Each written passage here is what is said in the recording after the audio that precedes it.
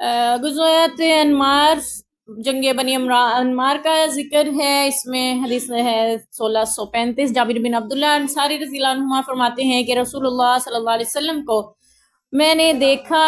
जंग अन्मार में सवारी पे नमाज पढ़ते हुए, और आपका रुख मशरिक की तरफ था और आप नफिल नमाज पढ़ रहे थे। हम इस पे पहले भी जिक्र कर चुके हैं कि सवारी पे नफिल नमाज पढ़ी जा सकती है। और ये गुज़वा जो है बनी अन्मार जो था, जंग बनी अन्मार, इसके और भी नाम है। इसका नाम गतफान भी है, गुज़वा बन गतफान, और इसका नाम जी अमर भी इसका नाम है, और बनी अन्मार भी। गतफान के इलाके में ये लड़ी गई थी जी अमर की जगह पे, मुकाम पे, तो इसलिए इस निस्बत से इसको तीनों नामों से मौसूम किया गया है। ये कुछ हरबी लोग थे जो कि मुसलमानों के खिलाफ एक जत्था जमा करके जंग का इरादा कर रहे थे। नबी पाक सल्लल्लाहु अलैहि वसल्लम को इनकी खबर हुई। आप सल्लल्लाहु अलैहि वसल्लम तकरीबन 450 मुसलमानों के साथ इनके मुकाबिल आए, और ये लोग जो हैं डर के भाग गए और पहाड़ों में जाकर छुप गए। फिर ये भी आता है कि इसमें ये भी वाक़या हुआ कि आप सल्लल्लाहु अलैहि वसल्लम और सहाबा इकराम, बारिश हो गई थी जिसके सबब मुख्तलिफ जगहों पे पड़ाव डाला, और आप सल्लल्लाहु अलैहि वसल्लम एक दरख्त के नीचे आराम फरमा थे। तो इनका जो सरदार था इस जत्थे का, उसका नाम था दासूर बिन हारिस, दाल आइन सा वाओ रा, दासूर बिन हारिस। वो नबी पाक सल्लल्लाहु अलैहि वसल्लम की तरफ लपका, बिजली की तेजी से पहुंचा और तलवार सूंघ के कहने लगा कि अल्लाह के रसूल बताएं आपको मुझसे कौन बचाएगा। ये वाकया हम पहली जंग में भी पढ़ चुके हैं, इससे पहले भी पेश आया था। कौन सी जंग थी जी? ज़ातुर रिका में भी ये वाकया पेश आया, और यहाँ पे भी। ये वहां पे तो ये था आप सल्लल्लाहु अलैहि वसल्लम आराम फरमा थे, यानी नींद में थे, तब वो हमला हो रहा। यहाँ पे ये जागते में आप सल्लल्लाहु अलैहि वसल्लम अपने लिबास को सुखाने में मशगूल थे, क्योंकि बारिश की वजह से गीले हो चुके हुआ था लिबास, और ये आके लपक गया और कहने लगा कि कौन बचाएगा। तो अल्लाह के रसूल ने वही जवाब दिया कि मेरा अल्लाह बचाएगा। तो जिसकी वजह से उसके हाथ से वो तलवार कांप गई और गिर गई। तो आप सल्लल्लाहु अलैहि वसल्लम ने फरमाया था अब तुम्हें कौन बचाएगा? तो इसने घबरा के कहा कोई भी नहीं, मुझे नहीं कोई बचा। आपको इसकी हालत पे रहम आया और आपने इसको माफ कर दिया। तो इस्लाम का ये एहसास और अखलाक नबी पाक सल्लल्लाहु अलैहि वसल्लम का देख कर वो मुसलमान हो गया, उसने इस्लाम कबूल कर लिया। यूं किसी से भी फिर जंग ना लड़ी गई। जब सरदार जो जत्थे को लेके चल रहा था वही मुसलमान और ताबे हो गया, तो फिर किससे लड़ना था? तो आप सल्लल्लाहु अलैहि वसल्लम इसके बावजूद 10-15 दिन मदीना से बाहर पड़ाव डाला आप मुख्तलिफ जगहों पे, ताकि दूसरे अगर कोई ऐसी कोशिश कर रहे हैं अरब के बुदूफ कबाइल, तो उनको भी एहसास रहे कि मुसलमान एक बड़ी ताकत के साथ मौजूद हैं जो उनका कला कमा कर सकते हैं। इसलिए फिर ये जंग बगैर लड़े ही ख़त्म हो गई और अल्लाह ने मुसलमानों को फतह इनायत फरमाई। इसके साथ ही जिक्र है हमारे पास लक़द रज़ियल्लाहु अनिल मुमिनीन, अल्लाह राज़ी हो गए तहकीक उन मोमिनों से, युबाइऊनका तहत अश-शजरा, जो आपके हाथ पर बैत फरमा रहे थे दरख्त के नीचे। मफ़हूम इस आयत का सूरह फतह की आयत नंबर 18 है जो अल्लाह ताला ने नाजिल फरमाई, और ये है जंग हुदैबिया। हुदैबिया में अगरचे जंग नहीं हुई, लेकिन जंग किसी की सूरत तो जरूर थी। हम इसको सुलह हुदैबिया के नाम से याद करते हैं। इसकी वजह तस्मिया कुछ यूं बयान की जाती है। नबी अकरम सल्लल्लाहु अलैहि वसल्लम मदीना में जब हिजरत के बाद तशरीफ ले गए थे, तो आप सल्लल्लाहु अलैहि वसल्लम ने ख्वाब में देखा कि वो खाना काबा का तवाफ कर रहे हैं, अपने सर मुंडा रहे हैं, कुर्बानियां कर रहे हैं। कुछ ऐसा ख्वाब था नबी पाक का। तो आप सल्लल्लाहु अलैहि वसल्लम, चूंकि नबी का ख्वाब अल्लाह की तरफ से वही होता है, आपने सहाबा में ऐलान फरमा दिया कि हम उम्रा करने जाएंगे। तो सहाबा इकराम भी जो इतने अरसा से बेताब थे, मक्का से दूर अपने घरों से हिजरत करके मदीना में आबाद थे, उनका भी दिल चाह रहा था कि वो अल्लाह के घर जाएं। वहां जाने का शौक तो हर मुसलमान के दिल में होता है। वो तो फिर सहाबा इकराम थे वहीं पे आबाद, वहां से आए हुए थे, उनका दिल में ज्यादा शौक था। तो यूं 1400 सहाबा इकराम नबी पाक सल्लल्लाहु अलैहि वसल्लम के हमरा तैयार हुए और मक्का की तरफ रुख किया उम्रा की नीयत से। कुर्बानियां भी साथ ली, एहराम भी ले लिए, अपनी पूरी तैयारी के साथ पहुंच रहे हैं। तो हुदैबिया के मुकाम पर पहुंचकर आप सल्लल्लाहु अलैहि वसल्लम ने मक्का के कुरैश को पैगाम भेजा कि हम उम्रा की नीयत से आए हैं। इसके लिए आप सल्लल्लाहु अलैहि वसल्लम दाखिला जा रहे थे, लेकिन उन्होंने आप सल्लल्लाहु अलैहि वसल्लम और आपके साथियों को आने से रोक दिया। एक तवील वाक़या है जिसको हम तफसील से पहले भी पढ़ चुके हैं। यहाँ पे मुख्तसर ये है कि फिर उन नबी का पाक सल्लल्लाहु अलैहि वसल्लम ने हज़रत उस्मान रज़ियल्लाहु अन्हु को भेजा था कि जाकर وہ بات چیت کریں مشرکین مکہ سے، کیونکہ ان کے رشتہ دار بہت زیادہ تھے اور یہ تھے بھی بنو امیہ سے، اور ایک سیاسی شخصیت تھے۔ تو حضرت عثمان رضی اللہ عنہ کے جانے پر قریش نے، مشرکین مکہ نے یہ افواہ پھیلا دی کہ حضرت عثمان شہید کر دیے گئے، نعوذ باللہ۔ تو اس پہ پھر نبی پاک صلی اللہ علیہ وسلم نے صحابہ اکرام سے بیعت لی تھی ایک درخت کے نیچے کہ حضرت عثمان رضی اللہ عنہ کے خون کا بدلہ لے کر جائیں گے۔ تو اس کے بارے میں جو حدیث ہے اس میں سب سے پہلی حدیث میں مل رہی 1632، برا بن عازب رضی اللہ عنہ فرماتے ہیں کہ تم لوگ تو سورہ فتح سے مراد فتح کو لیتے ہو، یعنی فتح کا لیتے ہو، اور ہم بیعت رضوان کو جو حدیبیہ کے دن ہوئی تھی، اللہ نے سورہ فتح نازل فرمائی تھی نا اس وقت میں، تو برا بن عازب کہتے ہیں تم سمجھتے ہو اس سے مراد فتح مکہ ہے، حالانکہ ہم اس سے مراد بیعت رضوان لیتے ہیں جو حدیبیہ کے دن ہوئی تھی، جس کا قصہ یوں ہے کہ ہم 1400 آدمی رسول اللہ صلی اللہ علیہ وسلم کے ہمراہ تھے۔ حدیبیہ کے ایک کنواں ہے، ہم نے اس سے پانی لینا شروع کیا، اس قدر نکالا کہ اس میں ایک قطرہ نہ چھوڑا۔ یہ خبر سن کر نبی پاک صلی اللہ علیہ وسلم وہاں تشریف لائے، کنارے پہ بیٹھ کے برتن منگوایا، وضو کیا، پھر کلی فرمائی، دعا فرمائی، وہ پانی اس کنویں میں ڈال دیا۔ ہم تھوڑی دیر تک ٹھہرے رہے، پھر کنویں میں پانی اس قدر ہو گیا کہ جس سے ہم اور ہمارے جانور سب سیراب ہو گئے۔ یہ معجزہ تھا نبی پاک صلی اللہ علیہ وسلم کا جو وہاں پہ صادر ہوا۔ اور حضرت جابر رضی اللہ عنہ بھی اس کے متعلق حدیبیہ کے بارے میں بتاتے ہیں، 1637 حدیث نمبر، فرماتے ہیں جابر بن عبداللہ رضی اللہ عنہما کہ حدیبیہ کے دن رسول اللہ صلی اللہ علیہ وسلم نے ہم سے فرمایا آج تم ساری زمین والوں میں سب سے بہتر ہو۔ پھر انہوں نے کہا کہ ہم 1400 آدمی تھے۔ جابر بن عبداللہ رضی اللہ عنہ بتا رہے ہیں 1400 آدمی یعنی 1400۔ تو اگر میری بینائی ہوتی تو میں تمہیں اس درخت کی جگہ دکھا دیتا۔ حضرت جابر بن عبداللہ رضی اللہ عنہ کی آخری عمر میں بینائی چلے گی، جب وہ یہ روایت بیان کر رہے ہیں تو بتاتے کہ اگر بینائی ہوتی نا میں تمہیں بتاتا کہ یہاں وہ درخت تھا۔ اب وہ دراصل درخت باقی نہیں رہا تھا، اس کی وجہ یہ بیان کی جاتی ہے حضرت عمر رضی اللہ عنہ کے دور میں بعض لوگوں کو یہ خیال ہوا چونکہ یہاں پہ اللہ نے اپنی رضامندی کا اعلان کیا تھا، اس درخت کے نیچے صحابہ کی نبی پاک صلی اللہ علیہ وسلم نے بیعت لی تھی، تو یہ کوئی بابرکت جگہ سمجھ کے عقیدتاً وہاں پہ نماز پڑھنا شروع ہو گئے یا وہاں پہ نفل پڑھنا شروع ہو گئے۔ تو حضرت عمر رضی اللہ عنہ کو اندیشہ ہوا کہ یوں تو یہ شرک کی وجہ یا سبب نہ بن جائے، تو انہوں نے اس درخت کو کھڑوا دیا تھا حضرت عمر رضی اللہ عنہ نے، واللہ عالم۔ تو اسی لیے حضرت جابر بن عبداللہ رضی اللہ عنہما فرما رہے ہیں کہ اگر میری بینائی ہوتی میں اس درخت کی جگہ دکھاتا، یہ نہیں فرما رہے تھے کہ وہ درخت تمہیں دکھاتا، کیونکہ وہ درخت وہاں باقی نہیں رہ گیا تھا۔ حضرت جابر بن عبداللہ رضی اللہ عنہ یہ بھی بتا رہے ہیں نبی پاک صلی اللہ علیہ وسلم نے فرمایا تھا روئے زمین پہ تم سے بہتر اس وقت کوئی نہیں ہے۔ اور وہ لوگ جو اعتراضات کرتے ہیں خلفائے راشدین پر، حضرت ابوبکر صدیق رضی اللہ عنہ، حضرت عمر فاروق رضی اللہ عنہ، ان اور امیر معاویہ رضی اللہ عنہ، ان پہ تو ان کو بھی پتہ ہونا چاہیے کہ حضرت ابوبکر صدیق رضی اللہ عنہ، حضرت عمر فاروق رضی اللہ عنہ بھی اس میں شریک تھے بیعت رضوان میں۔ اللہ ان سے راضی ہے اور وہ دنیا کے بہترین لوگ ہیں۔ جو کوئی ان پہ اعتراض کرتا ہے وہ خود کیسا ہے یہ اس کو خود جانچنا چاہیے۔ جن کے ایمان کی، جن کے بہترین ہونے کی گواہی اللہ اس کے رسول دے رہے ہوں، اس کے لیے ہمیں کسی اور کو دیکھنے کی یا اس کی بات سننے کی ضرورت ہی نہیں ہے۔ تو صحابہ اکرام کی فضیلت و عظمت کا عقیدہ بھی یہاں پہ درست ہو گیا ہمارے اس واقعے کے ساتھ ہی۔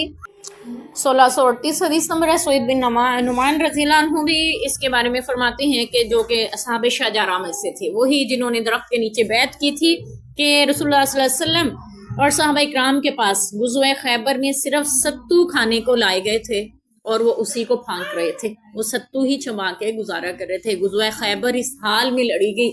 کہ معاشی طور پہ مسلمان اگرچہ کمزور تھے لیکن ایمانی طاقت مضبوط تھی اور اللہ نے ان کو فتح یاب فرمایا تھا۔ یہاں پہ ذکر حضرت امیر المومنین عمر بن خطاب رضی اللہ عنہ کا 1639 حدیث نمبر ہے، فرماتے ہیں کہ وہ رات کے وقت رسول اللہ صلی اللہ علیہ وسلم کے ساتھ ایک سفر میں جا رہے تھے، انہوں نے آپ سے کوئی بات پوچھی آپ صلی اللہ علیہ وسلم سے، لیکن آپ صلی اللہ علیہ وسلم نے کوئی جواب نہ دیا، پھر پوچھی پھر کوئی جواب نہ دیا، پھر پوچھا آپ نے پھر کوئی جواب نہ دیا، تو حضرت عمر رضی اللہ عنہ نے اپنے آپ سے کہا عمر تیری ماں تجھے روئے،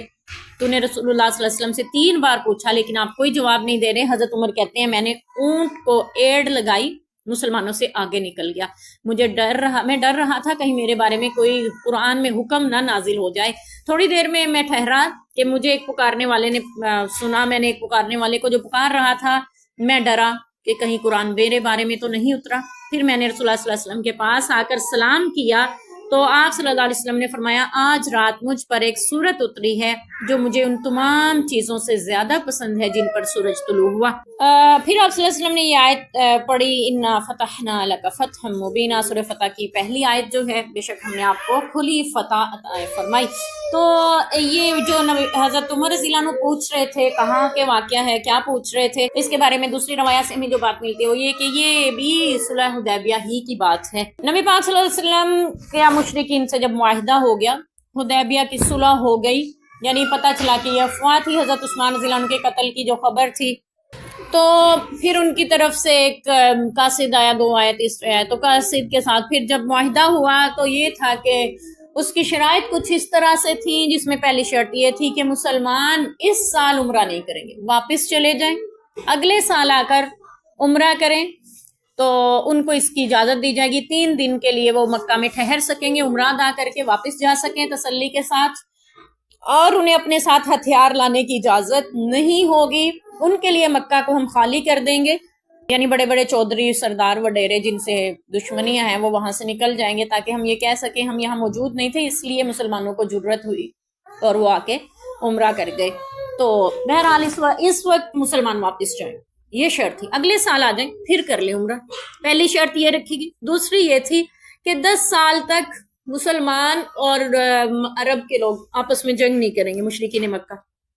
آپ صلی اللہ علیہ وسلم تیسری شرط یہ تھی کہ اگر کوئی بھی مسلمان ہو کر مکہ سے مدینہ اب جائے گا اس کو واپس لوٹانا ہوگا، اور اگر کوئی نعوذ باللہ مسلمانوں میں سے مرتد ہو کر مکہ آ جائے اسے واپس نہیں کیا جائے گا۔ بظاہر دیکھا جائے تو یہ بڑی تکلیف دہ بات ہی، حضرت عمر رضی اللہ عنہ جیسے جو شیلے اور بہادر اور نڈر شخص جنہوں نے اس وقت میں کعبہ میں جا کے مسلمانوں سے نماز پڑھوائی تھی جب اسلام کا نام لینا بھی ایک جرم تھا، اس نے کہا تھا عمر اسلام لایا ہے تو اب کعبہ کے صحن میں نماز پڑھیں گے، دیکھتا ہوں کون روکتا ہے۔ تو اس وقت صلح حدیبیہ کے موقع پہ حضرت عمر رضی اللہ عنہ کو اعتراض ہو رہا تھا، اللہ کے رسول کیا ہم حق پہ نہیں ہیں؟ کیا ہمارا دین سچا دین نہیں ہے؟ کیا ہم صحیح نہیں ہیں؟ اگر ہم لڑتے تو لڑ سکتے تھے، اللہ کے رسول ہم کیوں ان کی شرطیں مان رہے ہیں؟ اللہ کے رسول ہم کیوں ان کی ہر بات مانتے جا رہے ہیں؟ یہ کیا بات ہوئی؟ جب ہم حق پہ ہیں، دین سچا ہے، پھر ہم ان کی بات کیوں مانیں؟ کیوں ہم اس سال واپس جائیں، عمرہ نہ کریں؟ اللہ کے رسول ہم کتنی مشقت اٹھا کے یہاں تک پہنچے، کتنے شوق کتنے ارمان لے کے یہاں پہ ایسی باتیں کرتے جا رہے ہیں۔ ایک بار یہی باتیں دہرائیں، آپ نے کوئی جواب نہیں دیا، دوبارہ پھر دہرائیں، تیسری بار پھر دہرائیں، آپ صلی اللہ علیہ وسلم نے جب کوئی جواب نہیں دیا تو یہ ڈر گئے کہ کہیں میرے خلاف کوئی وحی نہ اتر آئے کہ اللہ کے رسول کو پریشان کر رہا ہوں۔ پھر یہ کہتے میں اپنے اونٹ کو جس پہ سوار تھا نبی پاک صلی اللہ علیہ وسلم سواری کے ساتھ ساتھ جاتے ہوئے باتیں کر رہا تھا، تو میں بھاگ گیا، مسلمانوں سے ایک طرف ہو کر کھڑا ہو گیا، تو مجھے پکارنے والے کی آواز سنائی دی کہ عمر کہاں ہے، عمر کہاں ہے؟ میں ڈر گیا کہ بس میرے بارے میں قرآن نازل ہوا، میری خیر نہیں ہے۔ تو آپ صلی اللہ علیہ وسلم نے مجھے سورہ فتح کی آیت سنائی اور بشارت دی، بے شک ہم نے آپ کو کھلی فتح عطا فرمائی، فتح مبین اللہ نے اس کو قرار دیا۔ اب دیکھا جائے تو یہاں تو مسلمان ایک طرح سے پسپا ہو کے جا رہے ہیں، یعنی اپنی شکست تسلیم کر کے کہ عمرہ بھی نہیں کرنے دیا جا رہا، اور اگر کوئی مسلمان نعوذ باللہ کفر کی طرف لوٹ آئے تو اسے بھی واپس مدینے نہیں لوٹایا جائے گا، اور کوئی مسلمان ہو کے آئے گا تو اسے بھی واپس کرنا پڑے گا۔ یہ تو ایک طرح سے ساری ایسی شرطیں مانی جا رہی ہیں جیسے مسلمان کمزور پڑ رہے ہیں، لیکن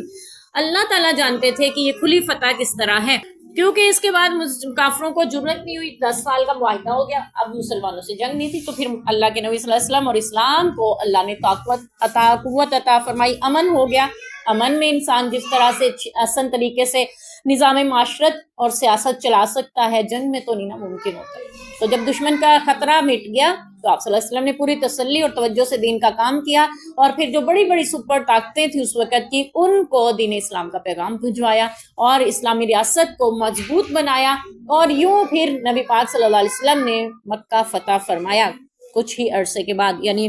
اور یہ سب اسی وجہ سے ممکن ہو سکا کیونکہ وہ 10 سال تک جنگ نہ کرنے کا معاہدہ کر چکے تھے۔ یہ الگ بات ہے کہ بیچ میں کچھ ایسے حالات پیدا ہو گئے تھے، یعنی مسلمانوں کے حلیف قبیلے پر کافروں کے حلیف قبیلے نے چڑھائی کر دی تھی، آپس میں ان کی جنگ ہوئی، اور نبی پاک صلی اللہ علیہ وسلم نے قاصد کو بھیجا، وہ آپ صلی اللہ علیہ وسلم کے پاس پہنچے مدینہ میں کہ ہمارا انصاف کروایا جائے کہ یا تو ان کا خون بہا دے دو یا قصاص دے دو، یا پھر معاہدہ توڑنے کی بات کر دو، ہم پھر خود نمٹ لیں گے۔ تو مشرکین مکہ نے کہا جاؤ معاہدہ ٹوٹ گیا، ہم نہیں اب اس معاہدے کی پاسداری کرتے، 10 سال جنگ کے لیے جو رکنا تھا۔ تو اس وقت میں پھر نبی پاک صلی اللہ علیہ وسلم نے خفیہ طور پہ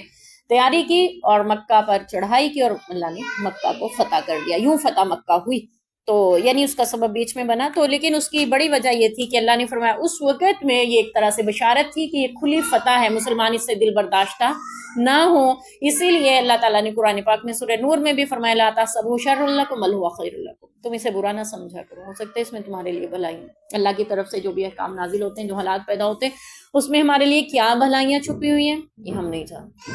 یہ آنے والا وقت ہمیں بتاتا ہے اور ہمارا رب ثابت کرتا ہے۔ اگر تم اس کے حکم پر ڈٹ کر جم جاتے ہو اور اس کے دین سے پیچھے نہیں ہٹتے ہو تو پھر اللہ تعالیٰ بھی آپ کی کیسے مدد فرماتا ہے، پوری دنیا پہ دین کو غالب فرما دیتا ہے۔ تو بہرحال اگلی حدیث بھی اسی سے متعلق ہے، 1640 مسور بن مخرمہ رضی اللہ عنہ فرماتے ہیں حدیبیہ کے سال رسول اللہ صلی اللہ علیہ وسلم 1000 سے زیادہ کئی سو صحابہ کے ساتھ نکلے، وہی تقریباً 1400 صحابہ تھے۔ جب ذوالحلیفہ پہنچے تو قربانی کے جانوروں کے گلے میں ہار ڈالا، ان کے کوہان چیر کر نشاندار کر دیا، یہ ایک طرح سے نشان لگایا جاتا تھا جس سے پتہ چلتا تھا کہ یہ قربانی کا جانور ہے، اور وہیں سے احرام باندھا۔ اب یہ ذوالحلیفہ میقات ہے